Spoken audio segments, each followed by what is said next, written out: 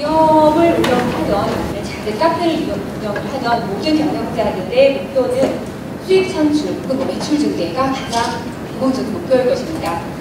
그래서 그러면 이들이 그 회사든 아니면 카페이든 간의 매출 증대를 위해서 할 수 있는 일들은 무엇인가를 보시게 되면 우선 가장 많이 하는 방법 중에 하나가 새로운 고객 창출하는 것. 그리고 또 하나는 기존 고객들을 앞으로 지속적으로 더 이용하게끔 하는 방법입니다. 자, 이 논지에 대해서는 앞에서 발표를 해주신 분도 말씀해 주셨지만 이미 모든 사회과학 관련된, 그다음에 마케팅 관련된 내용에서는 아주 많이 논의되어 문제입니다. 그런데 그럼에도 불구하고 다시 또 같은 주제를 가지고 발표를 하게 되었는데요. 아마도 그 이전까지 했던 내용들과는 조금 다를 것이니까 그것의 포인트를 두고 제가 설명을 드리도록 하겠습니다. 기업이 기본적으로 기업에 있어서 그 기존 고객의 이탈률을 5% 정도만 감소시킨다 하더라도 순이익이 적게는 25%, 많게는 80% 이상을 퍼지는 효과를 얻을 수 있다고 보통 얘기를 한답니다. 그 결과들이 나와 있는 것을 보게 되면. 그리고 또 하나는 반대로 신규 고객을 창출에 필요한 금액들을 보자고 하면 기존 고객을 유지하는 비용의 6배 이상이 들어간다고 합니다. 자, 그러면 우리는 이제 생각을 해봐야죠. 신규 고객을 창출하는데 돈을 많이 들일 것인가? 아니면 기존 고객들을 더 이용을 할 것인가? 하게끔 할 것인가에 대해서 많은 연구들을 보게 되면 보통 얘기를 할 때 소비자 만족과 관련해서 어떤 제품이 됐든 서비스가 됐든 간에 구매를 하고 이용을 하고 나서 만족을 합니다. 그리고 나서는 그 다음에 고객들이 충성도가 생기고 그러면 그 충성도에 의해서 재방문, 재이용이 이루어진다라고 많은 연구들이 나와 있습니다. 그런데 재밌는 거는 뭐냐면 그래서 그 많은 기업들에서 고객 충성도를 높일 수 있는 그런 프로그램을 만들고 거기에 많은 투자들을 합니다. 그런데 2005년도에 세린이라고 하는 학자가 호텔 산업을 대상으로 해서 연구를 했습니다. 그런데 거기서 나온 결과는 재밌게도 충성도 혹은 충성도를 높일 수 있는 프로그램은 고객들을 재구매하게끔 만드는데 전혀 관련이 없다라고 하는 그런 결과들이 나왔습니다. 그래서 물론 그거는 그 하나의 연구에서만 나온 것들은 아니고요. 그 이후에 최근의 연구 결과들을 보게 되면 비슷한 연구들이 국내에서는 아직 많이 나와 있지 않은데 해외에서 보게 되면 그런 연구들이 종종 나오고 있습니다. 자, 그래서 지금까지 제가 오늘 말씀드릴 것은 그러면 이렇게 만족과 혹은 충성도 그리고 소비자 재방문 혹은 재이용과 관련된 내용들을 다른 시각에서 한번 풀어보고자 하는데요. 많은 기업들이 기본적으로 어디다가 잃어버리는지 어떤 이유로 잃어버리는지 모르겠지만 20% 정도, 매년 20% 정도의 기존 고객들을 잃어버리고 있다고 합니다. 그리고 5년 안에 절반 정도를 경쟁사에다가 빼앗기고 있는 상황이라고 합니다. 그래서 많은 기업들이 고객 이탈을 방지하기 위해서 많은 비용을 투자하고 아까 다시 말씀드린 대로 충성도 프로그램을 만들어서 시행을 하고 있습니다. 그런데 만약에 그 신규 고객을 창출하기 위해서 투자했던 비용을 기존 고객들을 유지하는데 이탈하지 않는데 만약에 그 비용을 사용했더라면 어떠한 결과가 나왔을지 비용도 적게 들고 그 다음에 이탈하는 고객도 줄이는 그런 결과를 가져올 수 있을 것입니다. 또 하나의 그런 연구 결과를 보게 되면 만족했다고 말하는 그러니까 설문조사에서 85%의 정도의 사람들이 내가 이 제품을 사용했거나 서비스를 이용했거나 하는데 만족했습니다 라고 얘기를 했고 그리고 나서 아까 말씀드린 충성도 그런 그 조사와 관련해서는 추천 의도가 있다 이렇게 얘기를 했는데 실질적으로 그 사람들이 다시 사용을 했냐라고 하는 것을 봤을 때는 그렇지 않았답니다. 그러니까 말 그대로 그거는 내가 다른 사람들한테 이렇게 할 것이다 향후 나의 의도일 뿐이지 실질적으로 행동으로 옮겨지지 않았다는 얘기죠. 그래서 고객 만족과 재구매 사이에는 관련이 없다라고 하는 게 최근의 연구 동향입니다. 행동론적인 관점에서 봤을 경우에 사람들은 의식적으로 어떤 물건을 구매하거나 아니면 어떤 정보를 이용하거나 했을 경우에 의식적으로 한다기보다는 무의식적인 상태에서 습관적으로 상품을 구매하고 이용하는 경우가 많다라고 하는 그런 연구들이 조금씩 나오기 시작했습니다. 그래서 반복적 구매라고 하는 것이 충성도 이외에 사람의 행동론적 관점에서 습관에 의해서 이용될 수 있다, 혹은 구매를 할 수 있다라고 하는 전제하에 이 연구가 시작되었고요. 자, 그러면 습관적인 사고는 어떻게 발생하는가에 관련해서 잠깐 말씀을 드리면 우리들의 이제 그 사고 문제를 잠깐 봐야 되는데요. 사고는 크게 두 가지 상황이 있는데 관리적인 사고와 그다음에 습관적인 사고가 있습니다. 그러니까 관리적 사고라고 하는 거는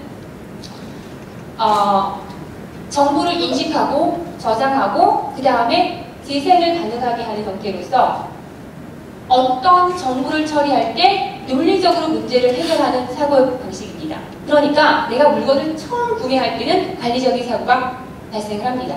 그래서 이 상품이 가격이 좋을까? 괜찮을까? 다른 상품과 비교했을 때 어떨까? 이런 것들을 생각을 해보는 거고요.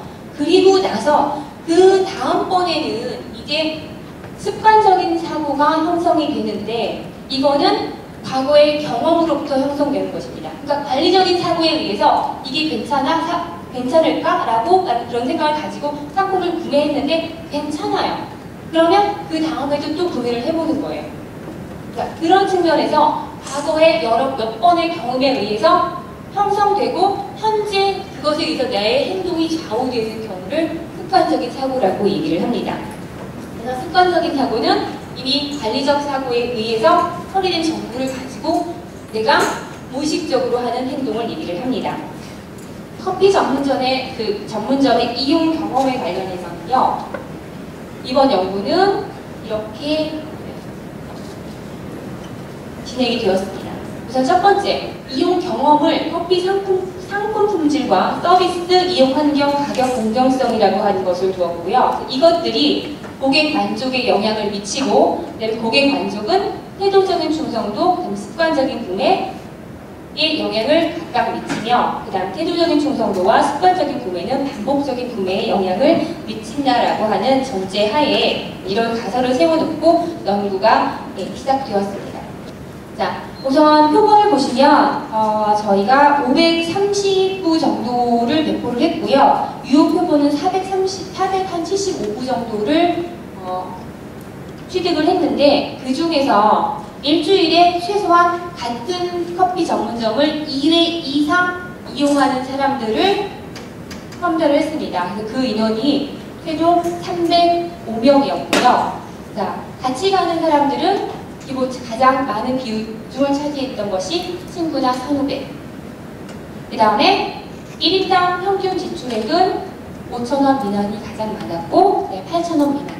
1인당 평균 지출액이고요. 그 다음에 이용 정보라고 하는 거는 그 카페나 혹은 커피숍 이런 것을 어떻게 알게 되었느냐인데 가장 많은 것을 차지한 것이 지인에서 다른 사람이 여기가 괜찮다더라 라고 하는 것에 의해서 그 카페를 처음 알게 됐고 이용을 하게 됐다고 답했습니다. 그리고 일주일에 이용 횟수가 2회에서 3회가 가장 많았고요. 그 다음에 이용 목적은 친목, 그 다음에 커피를 마시기 위해서, 그 다음에 식후 방문. 저 같은 경우는 직장인들이 저에 대해서 많이 대부분 답을 해줬습니다. 그 다음에 매장을 결정하는 것, 커피 전문점을 갈 때 매장 결정하는 것은 본인이 결정한다라고 하는 답이 가장 많았습니다.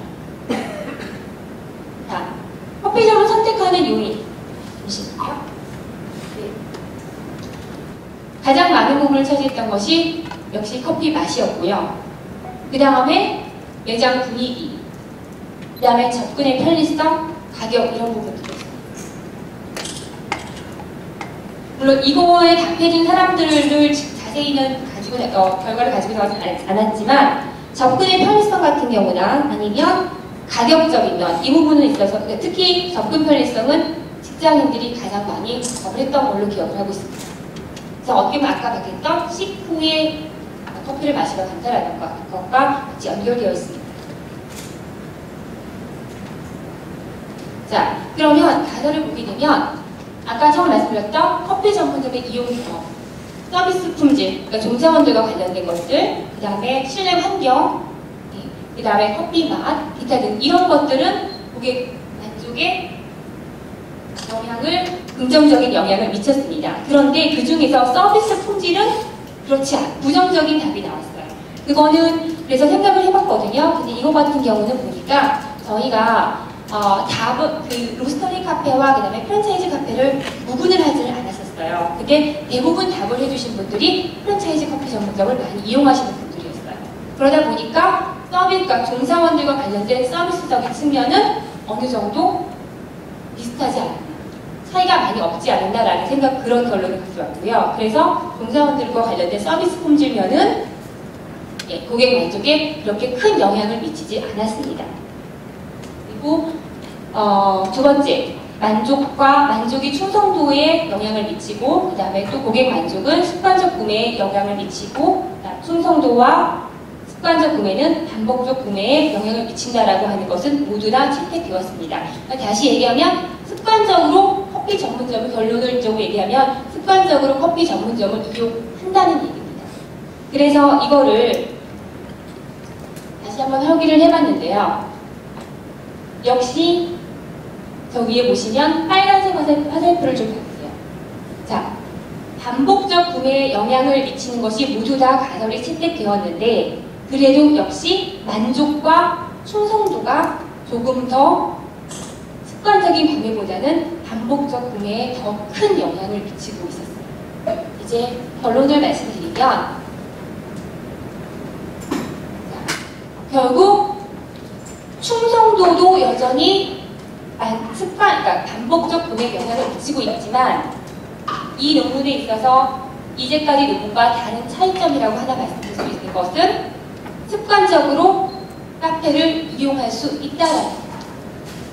그러면 기업이 됐던 아니면 작은 카페를 운영하시는 분들, 프랜차이즈업이 됐건 아니면 로스터리 카페가 됐든 간에 마케팅 전략을 세울 때 습관적 관점에서 마케팅 전략을 세우는 것이 어떻게 되는 것입니다. 그러면 아까 말한 것처럼 신규 고객을 창출하기 위해서 그렇게 많은 비용을 들이지 않고 그 비용을 다른 곳에 기존 고객의 우리 카페를 이용하고 있는 것에 습관을 좀 더 강화시켜서 그들이 이탈하지 않게끔 만드는 것이 더 기업 운영하는 가게 입장에서는 매출을 높일 수 있을 것이며 그다음에 비용도 많이 들지 않을 것입니다. 그런 측면에 있어서 마케팅 전략, 다시 말씀드리면 우리 습관화 전략에 대해서 잠깐 말씀드리면 여러 가지가 있을 것이 있겠지만 대표적인 것들만 잠깐 보도록 하겠습니다. 자, 광고를 통해서도 이 습관을 강화시킬 수가 있습니다. 자, 일반적으로 광고라고 하는 것은 신제품이 나왔을 경우에 브랜드나 이런 것들을 고객들한테 인지시키기 위해서 광고를 한다고 생각을 하고 있는데요. 예, 물론 맞습니다. 신규 고객이 유치할 때 광고를 합니다. 하지만 광고를 볼 때 보고 있는 사람들이 새로운 것보다는 우리 알고 있던 낯선 것보다 친숙한 것, 익숙한 것에 더 호감을 가진다고 하는 연구들이 많이 나와 있습니다. 그러니까 꼭 신규 고객을 유치하기 위한 광고가 아니라 기존 고객들을 위한 광고 전략을 시행할 수 있을 것이고요. 그 다음에 두 번째는 유용성이나 편리성의 문제인데요. 이거는 고객 소비자들이 카페를 어떻게 사용할 것인가 혹은 사용하고 있는 환경에 대해서 먼저 이해가 이루어져야 될 것 같습니다. 스타벅스가 성공한 이유 중에 여러 많은 요인들에 대해서 알고 계실 거예요. 근데 그 중에 이렇게 습관을 형성시킬 했던 몇 가지 부분들이 있는데 그 중에 첫 번째가 아까 발표한 첫 번째 발표이 말씀주신 것처럼 카페인 함량이 많은 커피였어요. 그래서 그걸 계속 그러니까 스타벅스 커피를 계속 많이 찾게끔 만들었던 이유가 하나 있었고요. 그 다음에 또 하나는 뭐냐면 이 사람들이 커피 전문점 시장을 어떻게 보면 거의 독점하게 된 이유 중에 또 다른 하나는 뭐냐면 고객들이 스타벅스를 찾게끔 만드는 습관하게끔 만드는 것 중에 하나가 접근성의 문제였어요. 예를 들어서 여기가 앞에 큰 길이 있다 그러면 여기도 스타벅스가 있고 바로 길 하나 건너서도 스타벅스가 있을 수 있다는 의미예요. 그러니까 그 수요만 있다면 그 커피 전문점이 길 하나를 두고 마주보고 있다 하더라도 상관없이 영업을 할 수 있게끔 됩니다. 그래서 좀 더 편리하게 그 카페를 이용할 수 있게끔 했습니다. 그러니까 그런 측면에서는 그리고 아까 앞에서 커피 전문점을 이용하는 선택적인 요인들 중에서 접근성 문제가 있었잖아요. 그런 것들도 보장하면 이용적인 측면이나 아니면 편리성 문제에 관련해서도 커피를 하신다면 한 번쯤 생각해 보아야 될 문제라고 생각합니다. 그다음에 가격적인 측면에 있어서 가격 저렴한 거면 가장 좋습니다. 특히 우리나라 같은 경우 미국 같은 경우 월마트 같은 경우가 저가격 정책으로 가장 성공한 기업이고요. 우리나라 같은 경우 이마트가 마찬가지죠. 그런데 꼭 저가격 정책만이 좋은 건 아니고요. 고가격 정책, 고가격도 가격이 높다 하더라도 그 제품에 대한 가치를 인지시켜 준다고 하면 몇 번 그것을 구매하고 나서는 가격이 문제가 되지 않습니다. 그러니까 우리들이 명품을 구매했을 때는 생각해 보시면 좋을 것 같아요. 그래서 카페 같은 경우도 보게 되면 예를 들면 우리가 사용하는 콩은 산지에 어느 정도 돌려준다라든지 공정거래를 한다든지 공정무역과 관련된 커피를 이용한다든지 그런 것들을 고객들한테 가치를 높여준다고 하면 그 커피의 가치를 인지시켜주면 가격이 꼭 낮지 않고 높다 하더라도 고객들은 이용할 수 있다라는 겁니다. 그 다음에 판매 촉진 전략 같은 마지막으로 판매 촉진 전략을 같은 경우는 이거는 쿠폰이나 아니면 무슨 원 플러스 원 이런 것들을 사용할 수가 있겠는데요. 근데 이거는 매출에 가장 큰 영향을 미치는 것은 맞습니다. 그런데 얘는 부정적인 영향을 미칠 위험을 가지고 있어요. 왜냐하면 만약에 자주 쿠폰을 남발한다든가 아니면 원 플러스 원을 행사를 자주 한다든가 그러면 그때를 기다리게 됩니다. 그래서 원래 있던 가격이나 그것을 잘 이용하려고 하지 않는 그런 영향이 많이 있습니다. 습관적 마케팅 고객들이 반복 구매를 하는 것이 꼭 순서뿐만이 아니라 습관을 형성시키고 그다음에 그것에 의해서 반복적인 구매가 이루어진다고 말씀드렸고요. 그런 결과를 저희가 이 연구를 통해서 얻고 그래서 관심이 있으신 분들은 이용적인 면에서 신규 고객이 선택하는 것보다 훨씬 더 적게 들이면서 고객들이 우리 카페를 더 많이 이용할 수 있게끔 할 수 있는 마케팅 전략들이 어떤 것들인지 한번 고민을 해보신다면 우리 일상생활에서 여러분들 다시 한번 뒤돌아 생각을 해보시면 내가 어떤 경제활동을 소비를 할 때 작지만 많이 생각하지 않고 습관적으로 하는 것들이 되게 중요할 거예요.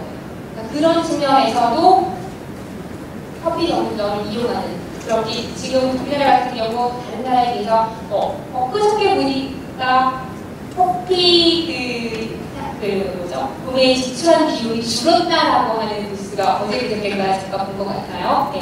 그럼에도 불구하고 다른 주변 국가들에서 많이 성장하고 있는 아직까지 성장하고 있는 그런 기회입니다. 그렇다면 카페를 운영하실 때 이렇게 다른 그 비용을 수익을 하는 게 그런 비용들을 더 아끼셔서 기존 고객 유지하는 데 들이시고 그다음에 그 돈을 더 좋은 커피를 구매를 하셔서 고객들한테 더 맛있고 질 좋은 커피를 드릴 수 있게끔 하는 것이 어떨까 생각을 해봅니다.